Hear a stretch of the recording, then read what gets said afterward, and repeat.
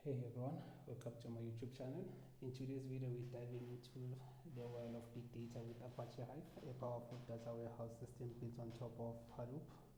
We'll be working in Cloudera environment, and I'll walk you through a hands-on project where we create a directory in HDFS, upload a CSV file to that directory, set up a Hive database, define a table that maps to our CSV data, and finally run some SQL queries to explain or analyze the data.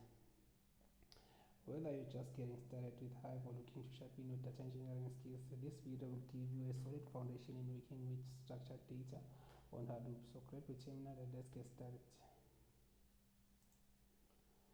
Okay, we'll start by opening a terminal. Okay. Before we go any further, let's explain more about the data that you're going to be analyzing. Okay, the data comes from DQLab. Okay, our role now is to analyze sales performance for DQLab store using Apache Hive.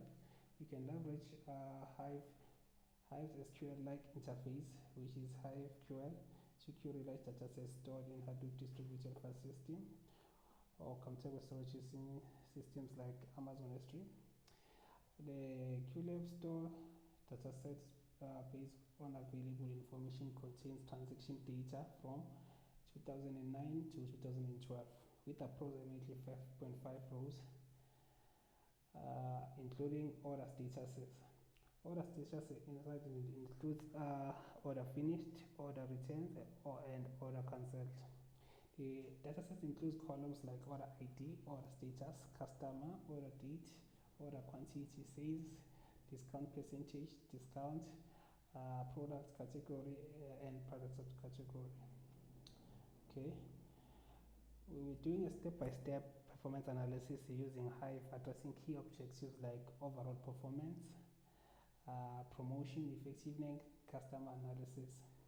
The first thing we're going to do is to set up an environment by creating a directory first.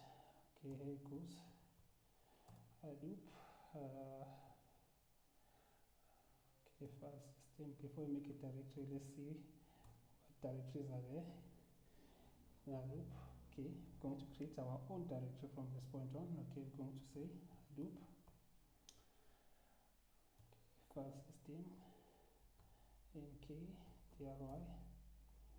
and we're going to name our directory as store data, and we run it. Okay, and then next thing we're going to be doing is Hadoop. Okay, before we go any further, I have to show you where our data is, or what our data is. Okay, this is our data display. Okay, this is the data which contains 5,500 rows that you're going to be using. So this is the location of the CSV file. Okay, now we're going to say Hadoop file system, and then we're going to invoke the put command. Put the data, the image is called store underscore data dot CSV. I'm going to put it on store data directory. Okay, it's running. Okay, the Hadoop command here in this line invokes the command line interface, and the first tells the Hadoop that we're working in a file system, and the put copies the data to the directed directory. Okay, and the file that you just did, it was stored, it was CSV, and then now we can check if our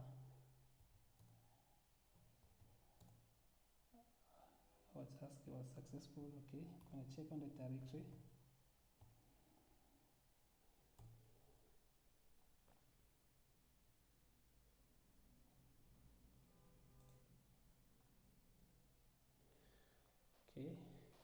which is successful. Now we can see the permission, the owner and group, the file size, the modification date, and the full path of the file. Just only have one file. Okay. Now we're going to start with the analysis part. Okay. First thing that you're going to do is we're going to move out of this one and open another terminal. Okay. Here we're just going to type Hive for a few seconds. So start Hive.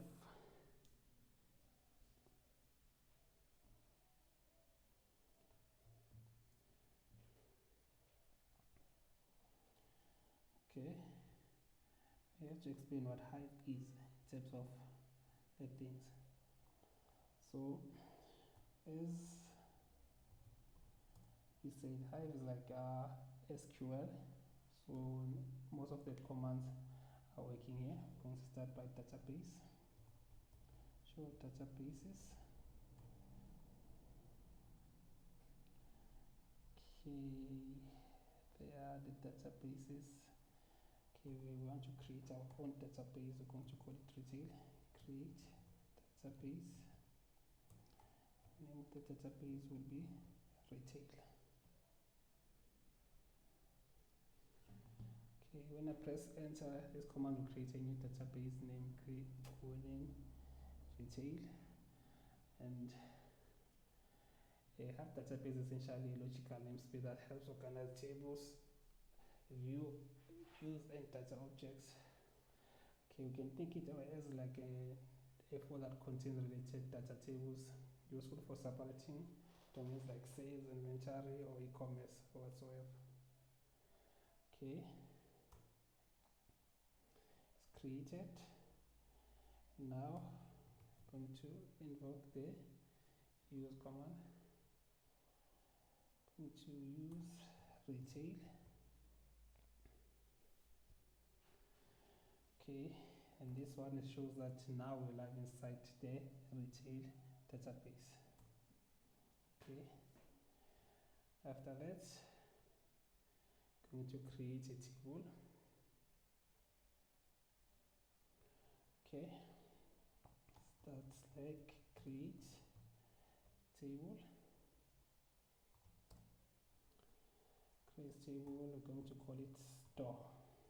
Okay.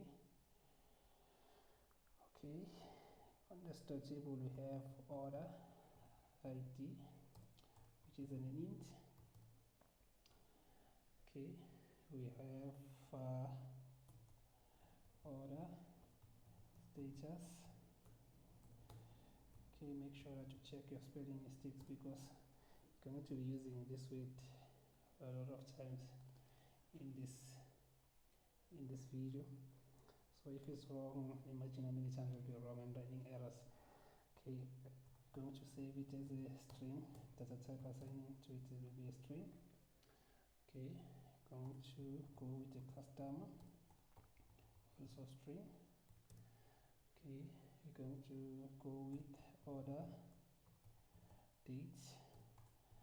Just save it as date. Type it just forward. Okay, we have order quantity. And just gonna give it as a float. Okay, sales is a float.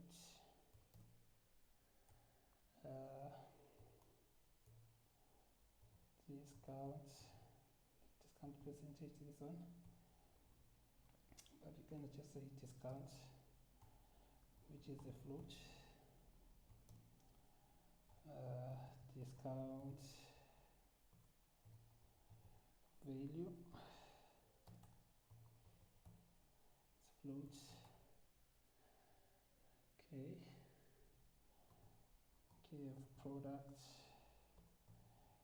category, which is a string. Okay, product category is a string. Also have product subcategory, which is also a string. Now if it's dictionary, this is in the products category, and the subcategory will be erasers and things like that, ruler, depending how it's formatted. And then you're going to say row formats,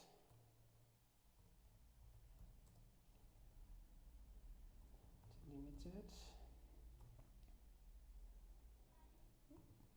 fields terminated by okay, and stored as text file. The location is going to be use Cloudera.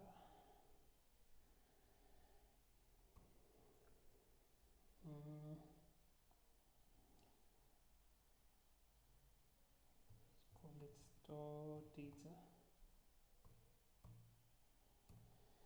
Okay.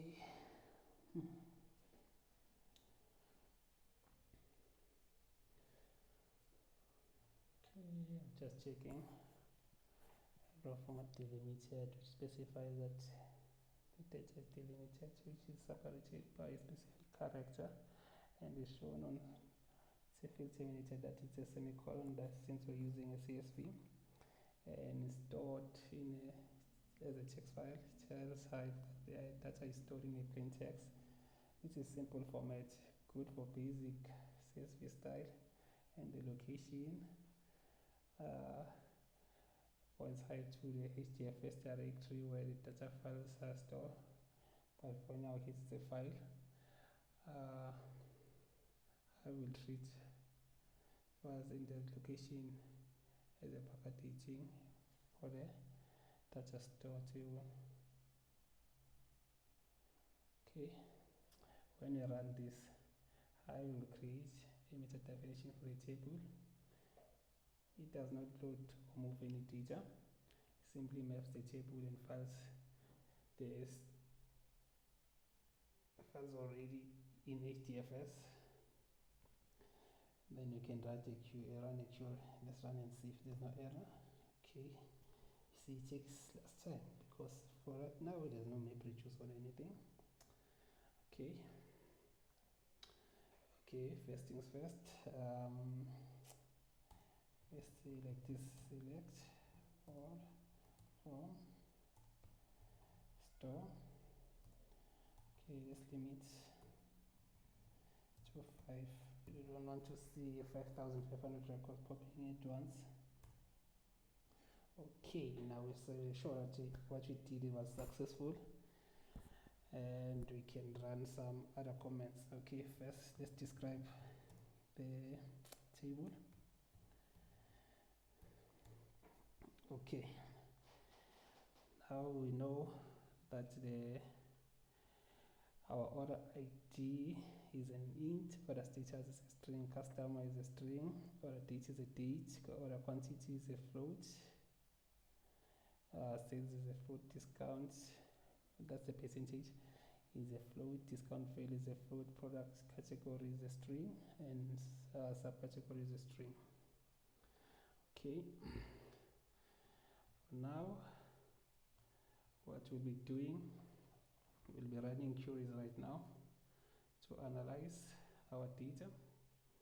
Okay, first things first, since we just did that, we're going to calculate the number, okay, total sales per year based on number of orders. Okay, our code will go like this. Okay, select.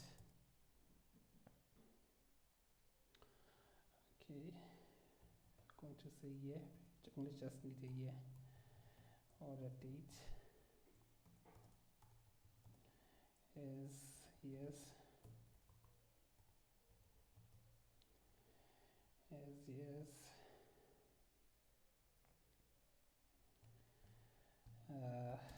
Okay, and going to sum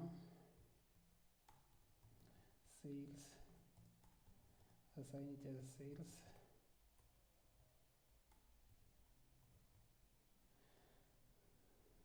Okay, and count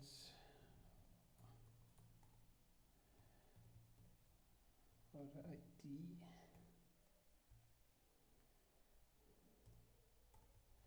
as number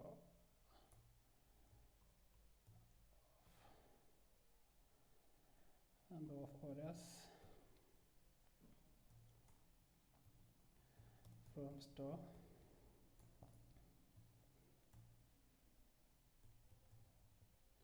where order status equals to order finished.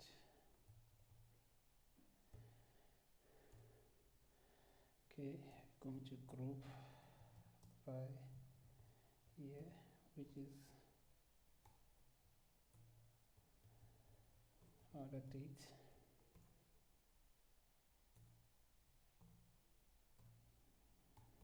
Okay, and then going to order by yes.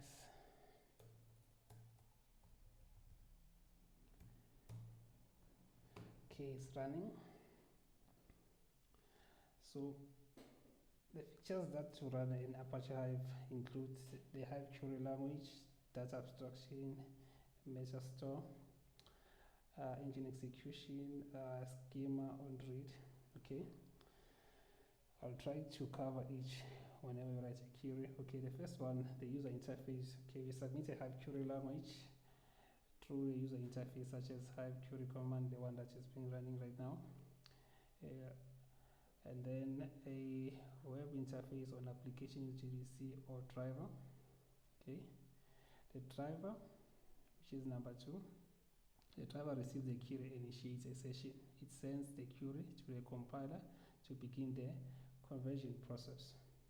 Okay, number 3 is the compiler on the processes.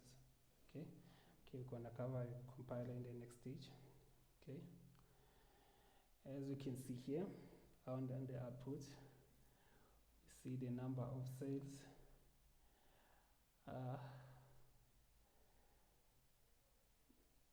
that we produce. Okay, as you can see, the total number of orders, you can say it's constant because it goes from 1200 to 1100, close to 1200. So we can say it's constant, and the sum of sales, let's say the total, is not that difference, but there is a difference between 2009 to 2010. As you can see, like, they lost most of the sales, even though they added a few orders. Also in 2011 they lost more numbers, but they did pick up on the sales, so they managed to pick up and do great in the 4th year, which is 2012.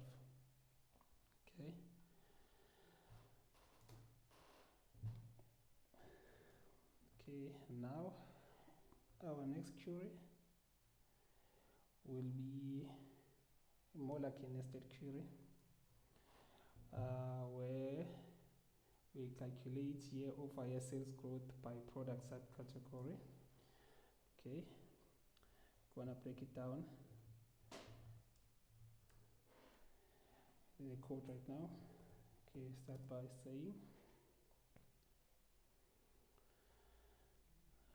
okay, the year in focus here will be 2012 and 2011, 2012. Okay, going to say select year.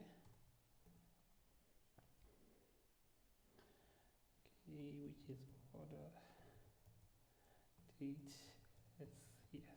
Okay, going to sum sales as sales. Okay.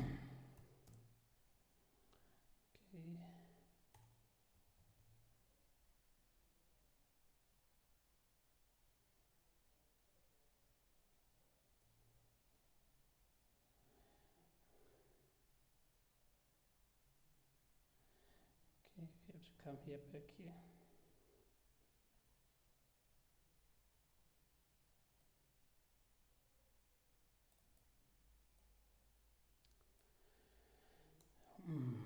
Sorry for that. Okay, products.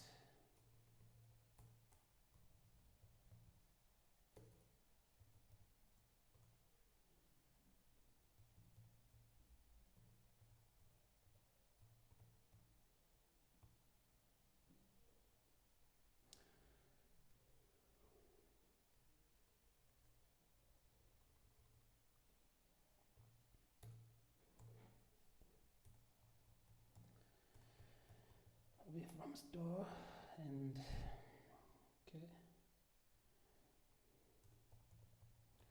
Where order status is equals to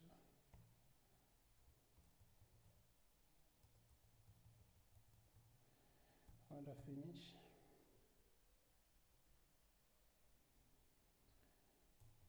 and yeah, because just checking to the specific years, only 2 years here, which is order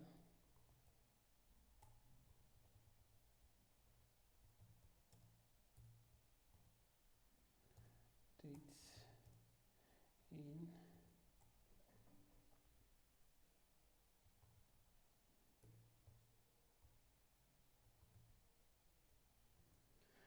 2011 and 2012.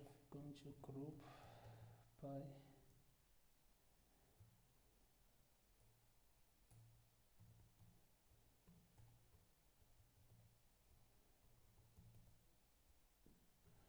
order dates and product sub category. Going to order by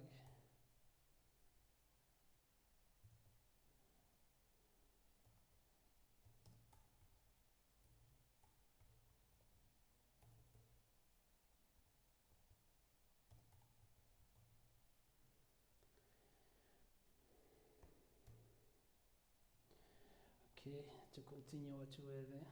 Okay, we were talking about the compiler. The compiler is the brain of the operations. Okay, it performs the following task. Okay, the number one, passing. The passing means the query is passing to create an abstract syntax tree, which represents the query structure. Semantic analysis. The compiler performs check to ensure that the query is syntactically and semantically correct. It verifies that the tables and columns referenced in the query exist are communicating with the meta store. Meta store interaction. The meta store is a central repository for data that stores all the metadata about Hive tables.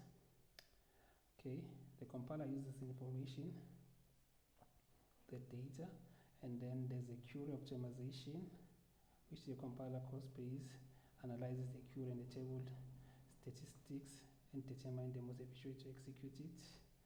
And then there's plain generation. The compiler generates logical and physical execution plan. Okay, that's all on the compiler.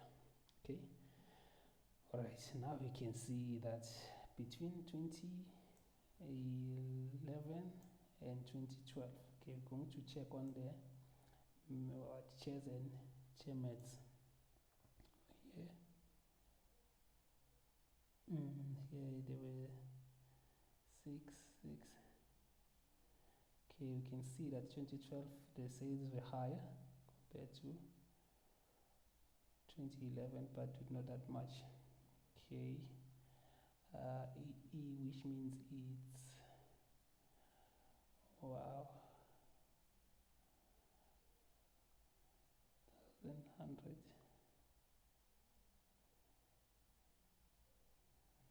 which that means is 8 digits here. After a comma, it will be approximately 600 million, give or take. So there is a difference. Okay, and tables, office machines, or the biggest climbers, if you can see here, it's 8, here is 5. So let's just look at the top 3. Okay, top 3 telephones from number 5 to number 3. So that was a game changer. Okay, that was a nested query on our side. Okay.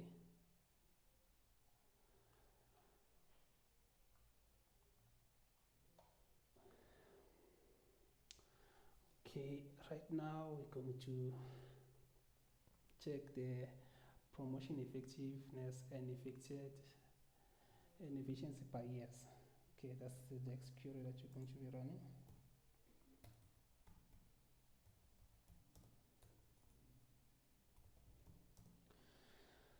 Okay, you're going to select here. As the scenario formula is going to be the order date, and you're going to save it as years.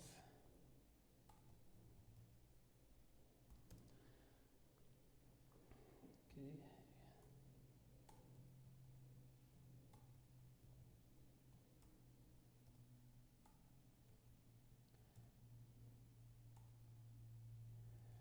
Okay, as sales.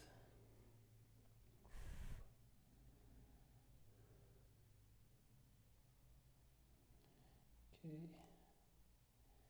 Should have cleared the command. Let me clear the screen first so it can be on top, yeah. Okay. Going to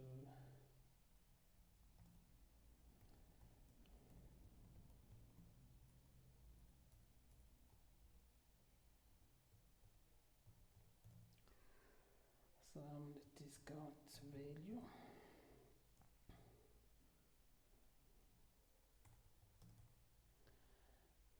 As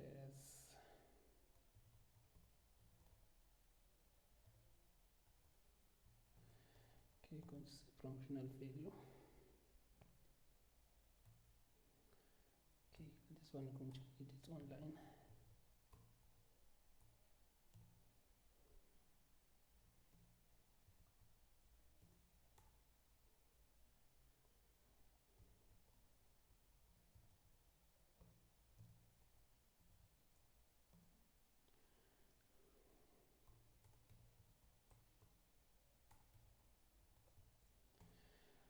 Okay, offers discount value sales multiplied by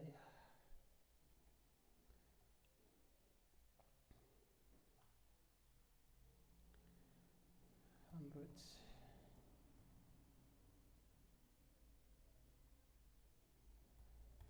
comma 2, and close as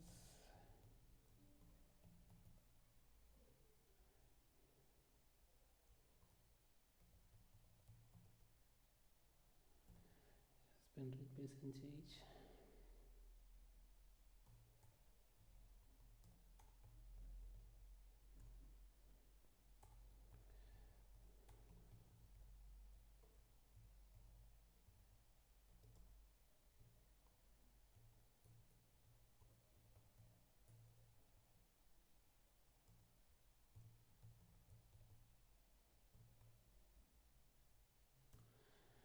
Order finished.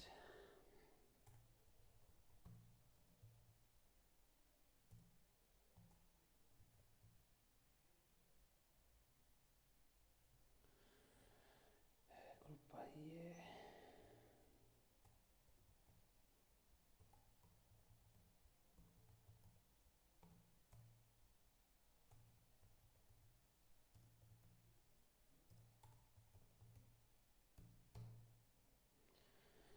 Okay, it's running.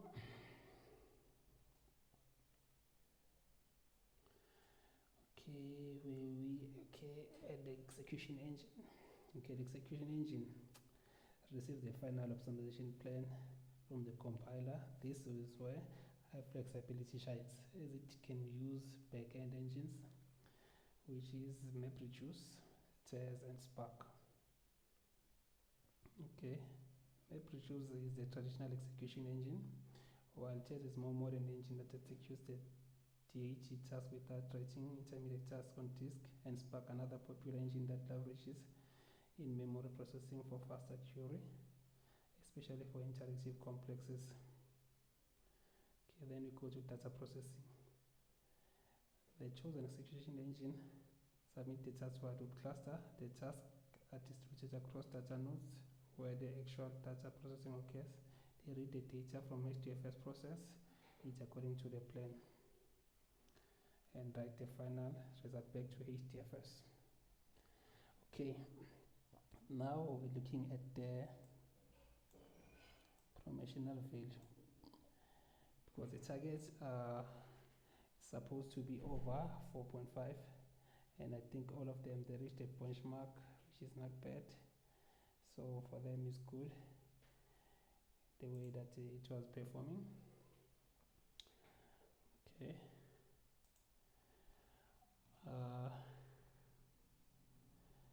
where is it?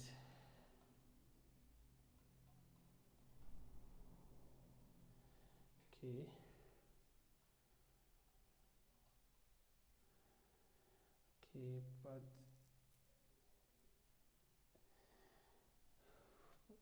dependent, if that is consistent hitting the targets indicating promotion are not effective. Promotion cost increases over time, but sales was not proportional. As you can see that the sales are not growing that much. So the next one that you're going to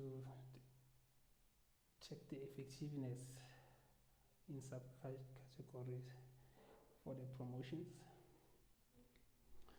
Okay, then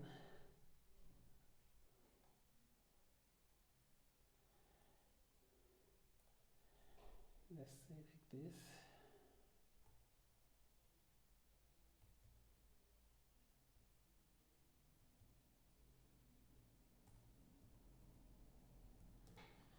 Okay, select.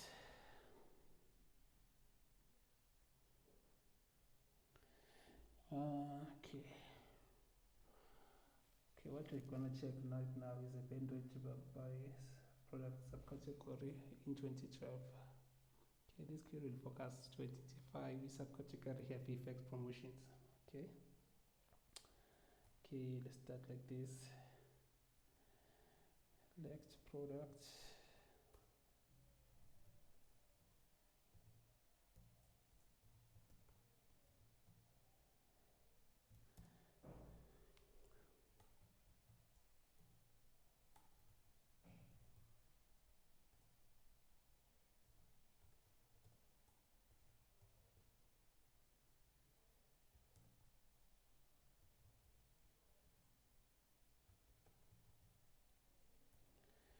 Okay, the sum of this.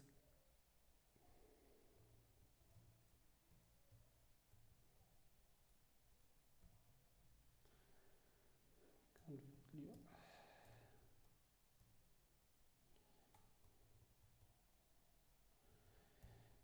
Promotional value.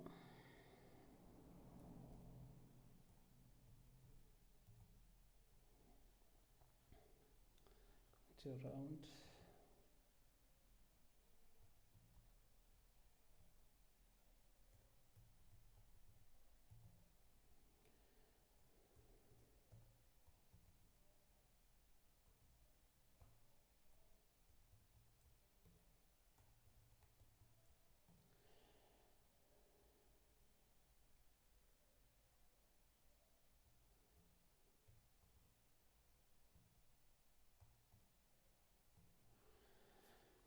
Okay, this is code that you wrote before. Okay.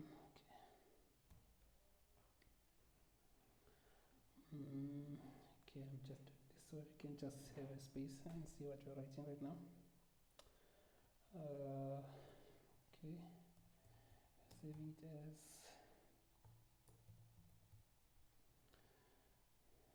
rate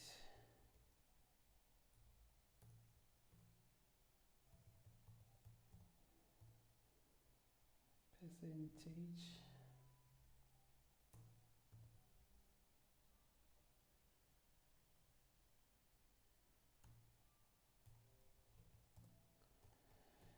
from store.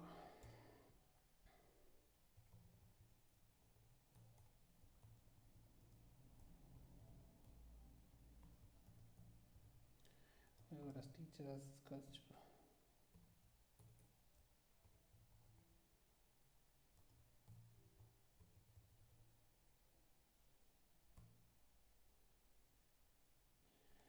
it's order finished.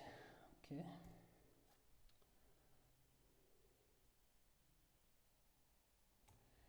And the year on order date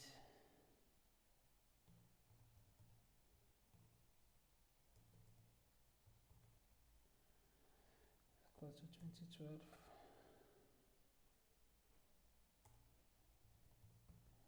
To group by product subcategory into order by sales and descending. Okay.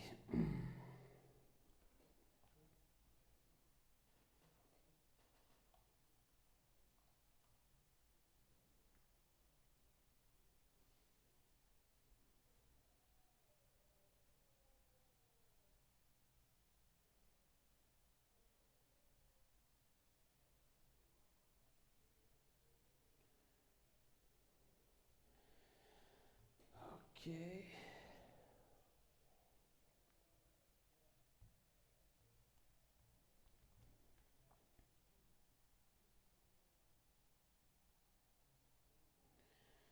Now it's running, waiting for the information to come on top.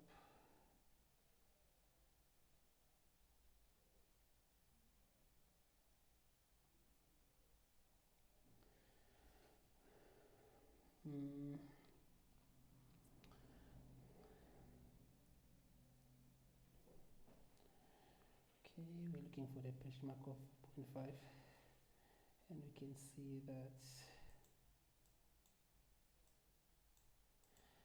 there are only a few subcategories at band rate below 4.5 in 2012. ISL subcategories like office machines,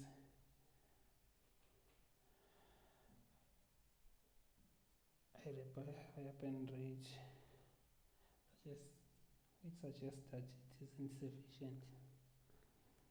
The promotion was not good. It's insufficient, so it's no use. Okay. Now we're going to do customer analysis.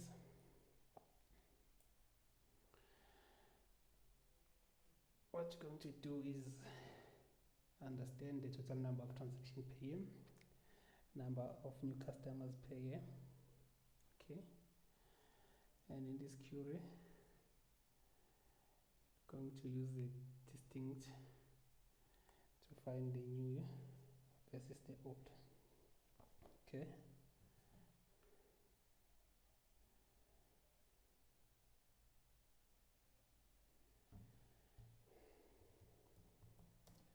Okay, we start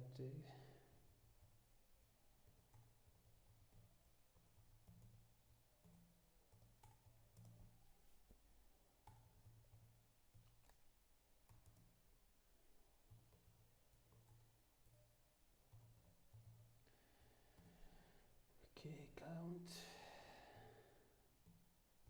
distinct.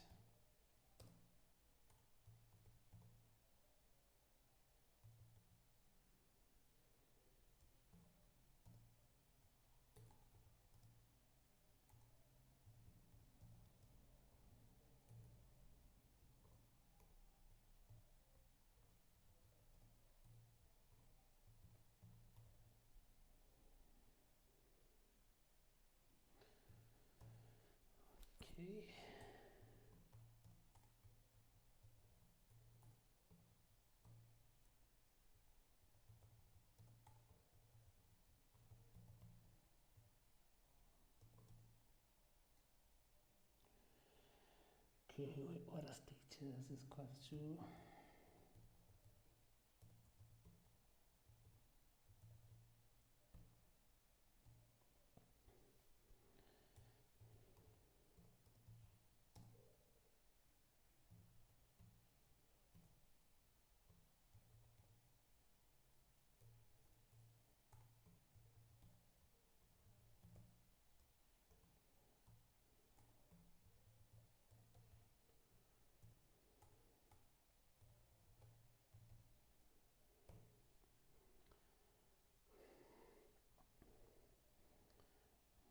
okay. Okay, what we're expecting from this one is that you're going to show the growth in customer base on years over years, effectiveness of marketing product or launches, seasonal and annual trends in the engagement. Okay.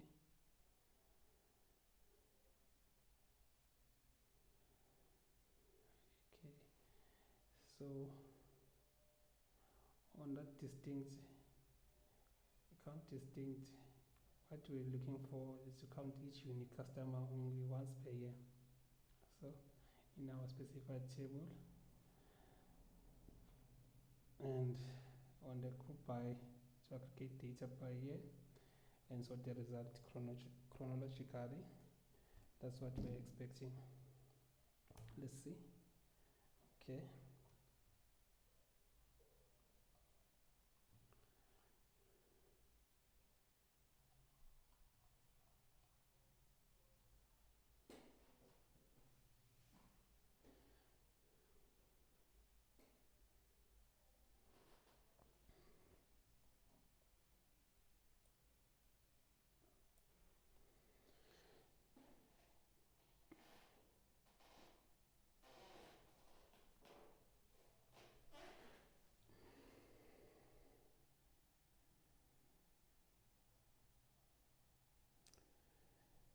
Okay.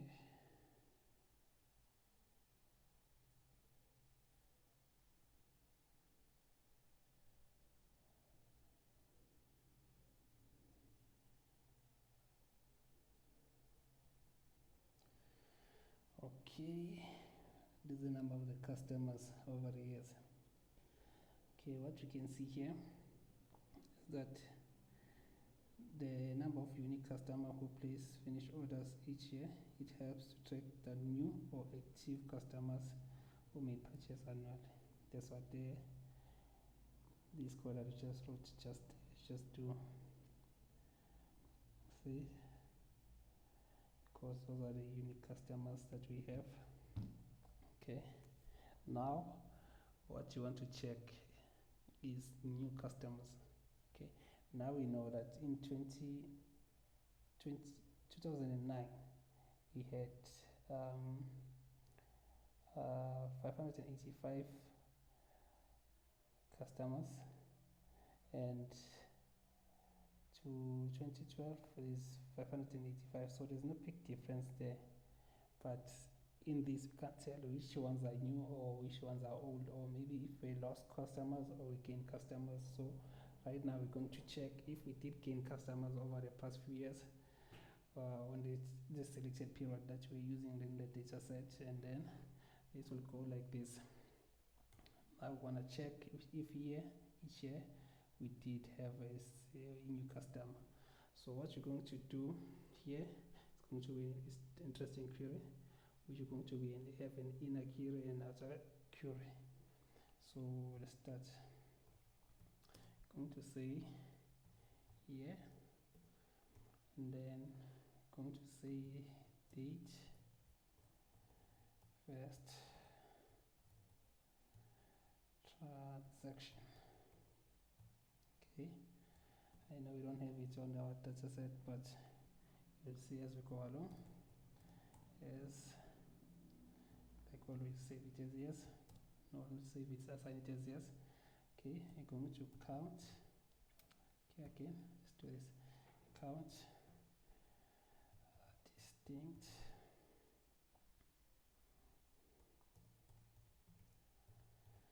customer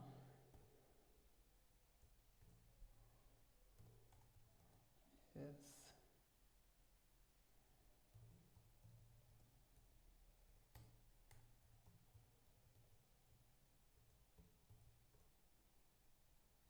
number of new customers.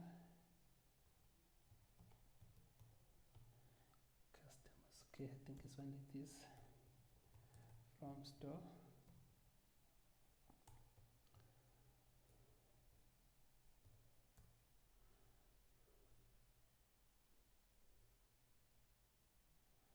actually it's not store. Okay, let me just start it fresh. Okay, let me do this.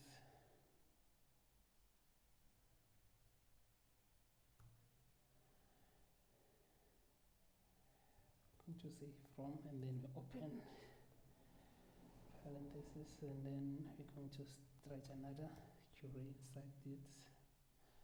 I'm going to say select customer. Okay, going to need mean, which is the first. Okay, because one customer can make maybe 20, but we want to see which ones were unique in that year. Okay, going to say order date. Okay, as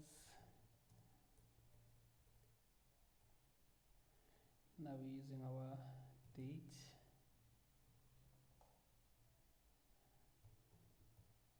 best transaction.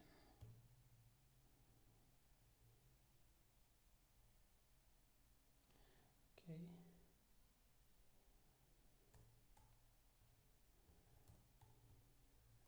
from store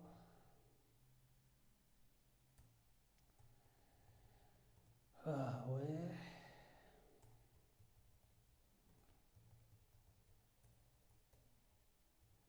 order status is equals to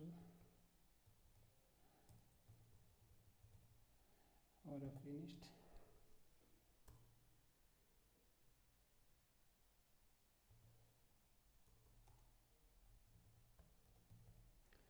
Group by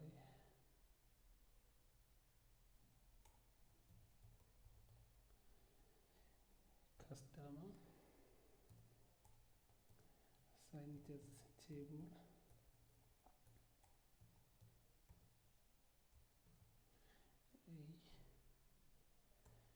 into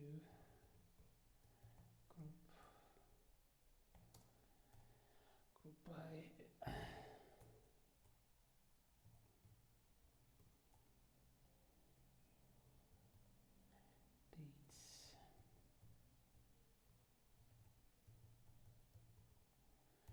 date-based transaction.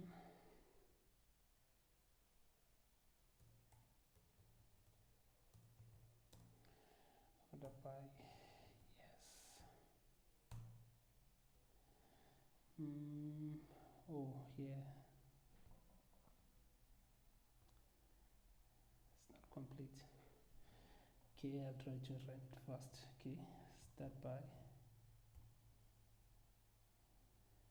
select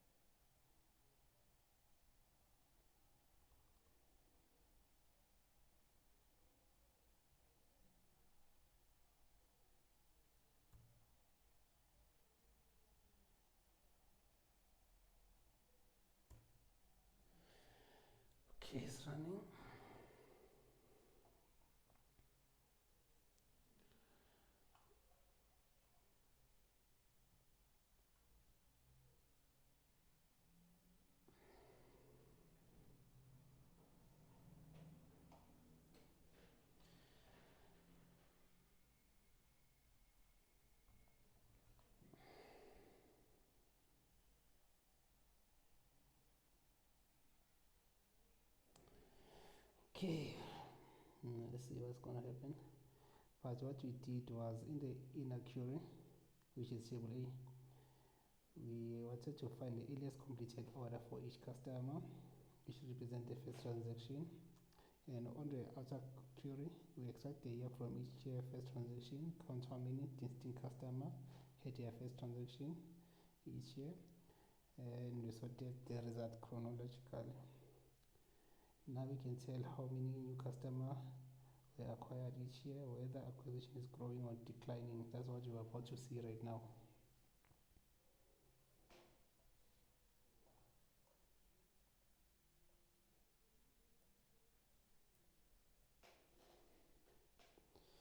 Okay, in 2009, there were 585 new customers. Okay, maybe you can say that's in the inception of the store. That's fair. And if you remember in our last query that the number were not that different because the range was not that different. I think 2012 it was 594 customers that made transactions, distinct customers. So over the years, since the numbers is still the same, I think the customer acquisition has decreased over time, which suggests that there's a need to keep the existing customers for those sales. That's what we can analyze from this data set. Okay, this should be the last one. So because right on this project we only use order finished when we use the queries. I wanted to show you that the reason why we did that. I wanted to check the column where we have the status, the order status column, so you can see for yourself how it is sorted. Okay, I'm going to say order.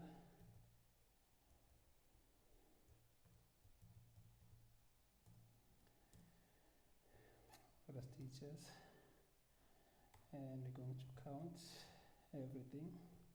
We're using the statistics, or you call it star, whatever that you call it. Status. Okay, just see the status from store. Okay, you're going to say group by order status.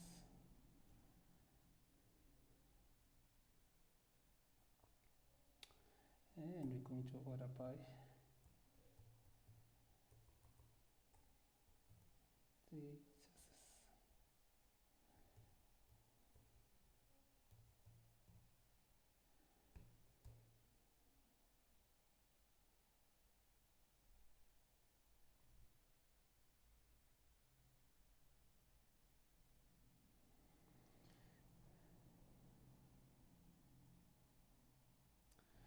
You know, when you forgot something, just make sure I've had.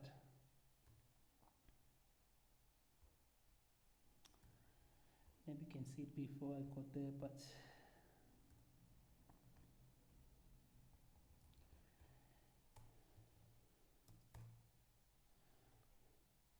okay, this one is a small code. No, it's just not a small code. Okay.